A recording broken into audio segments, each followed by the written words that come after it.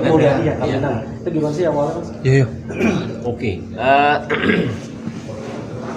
Kemarin itu saya bikin kawinan ya.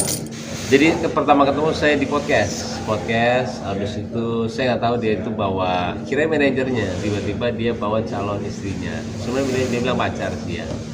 Pas podcast, tiba-tiba saya tanya, emang udah menikah belum? Udah, kata dia. Oh kapan? Saya bilang, tapi KUA aja. KUA aja, bulan apa gitu, dia bilang bulan Mei.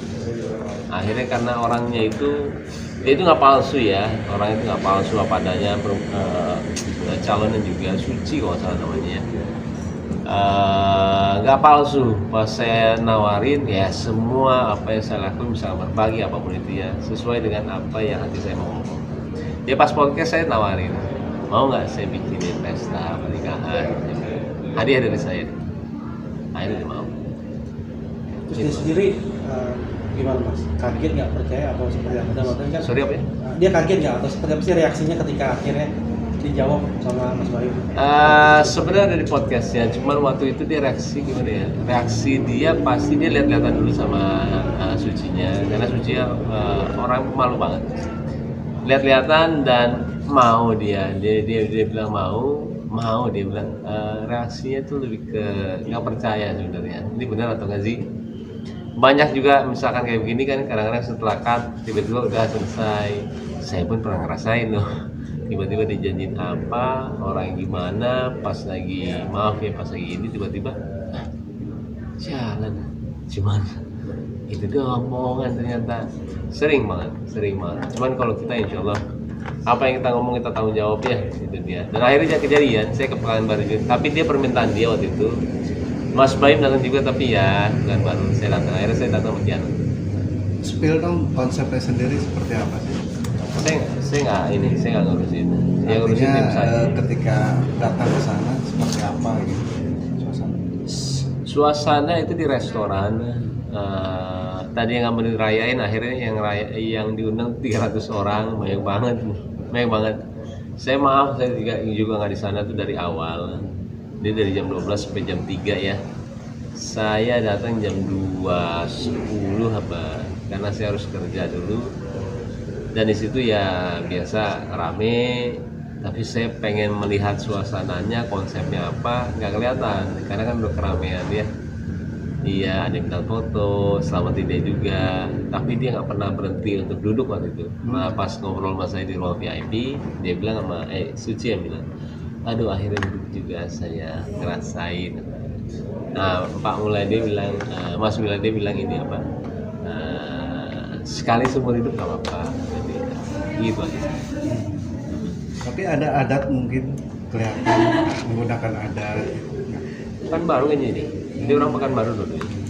Yang satu agak jauh, Mas Mulyadi ada. Saya senang sebenarnya gini, ketemu sama keluarganya.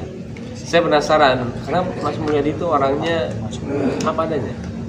Yang satu perempuannya, Sucinya, itu orangnya saya jujur, dia itu cantik. Dan saya selalu nanyakan, kenapa milih dia? Kenapa mau sama dia? Dari kejujurannya ini. Dari dua orang hebat ini, saya mau lihat orang tuanya seperti apa. Saya orangnya gitu. Saya dari ada orang hebat itu, pasti saya mau lihat orang tuanya. Ketika orang tuanya mencerminkan, memang orang tuanya yang hebat. Dan saya kemarin lihat ya, semua orang tuanya agamanya bagus-bagus. Ya. Kenapa alasannya mungkin ketertarikan seorang Baim Wong? Lebih ke apa sih melihat sosok Mulyadi selain tadi orangnya jujur gitu? Lebih ke karakternya aja sih kalau saya, karakter itu susah lah saya bilang ya, semua itu kayaknya spontan apa adanya, bicara pun juga mau nggak ini, tidak ada yang direncanakan semuanya, sama seperti apapun itu. Kalau saya misalkan di luar apa mau ngasih apapun saya nggak tahu sebenarnya, tiba-tiba yang keluar ini nggak pernah saya merencanakan semuanya. Tapi kenapanya pasti ada yang menarik dan ada yang saya bilang dari mereka itu yang mendorong saya untuk bisa susah ngomongnya, semuanya itu bicara, bukan, kadang-kadang saya bingung sih. Karena dari yang kemarin lah contoh paling simple ya, saya ada berbagi di luar lah kemarin tuh. Subuh itu jam 2:30. Nah, saya cari subuh karena saya mau cari sepi sebenarnya. Nggak ada mobil tapi ada orang kerja, nanti habis itu kita bantu. Karena dia kan orang bekerja keras berarti ya. Saya keluar tiba-tiba salahnya di Jakarta jam berapa aja rame. Nggak ada sepi-sepinya, saya bilang Jakarta jam 3 lagi. Akhirnya saya ke mana? Masuk ke belokan, habis itu saya ada ke gang sempit banget. Saya masuk ke situ. Ternyata di situ ada tukang bubur. Ada tukang bubur. Dia lagi ini, ternyata bubur itu lama ya, buatnya 3 jam untuk begini dan nggak boleh berhenti karena takutnya bergerak dan akhirnya dia itu gosong. Saya ada satu orang dalam. Saya negor. Kan saya mau mencari istilah pejuang subuh ya. Saya negor dia, Mas. Orangnya balik dan akhirnya orangnya bilang dia langsung salawat. Allahumma sholli. Dia selalu berdoa mau ketemu sama saya. Dia waktu itu dengar saya ada di mana, dia cuma mau ketemu sama saya. Jadi dia langsung merinding, dia langsung balik badan merinding. Dan akhirnya dia cerita sama saya. Allah itu ada ya, kata dia. Ini yang saya minta terus setiap hari salawat. Mau ketemu aja sekali. Dan akhirnya bukan ketemu, saya ketemu dia dengan belokan semua itu ya. Nah itu coba, misalnya saya nanya sama kalian, yang menggerakkan saya siapa?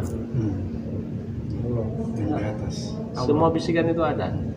Itu yang saya nggak bisa bilang sama kalian, kadang-kadang mau dijelasin ya. Kenapa Pak Mulyadi, Mas Mulyadi? Kenapa? Saya nggak bisa jelasin sebenarnya. Semua itu ada yang ini, akhirnya saya ngomong, mau nggak saya? Sama seperti jalan itu. Nggak bisa saya bilang kenapa saya lewat jalan itu. Kenapa tiba-tiba saya masuk?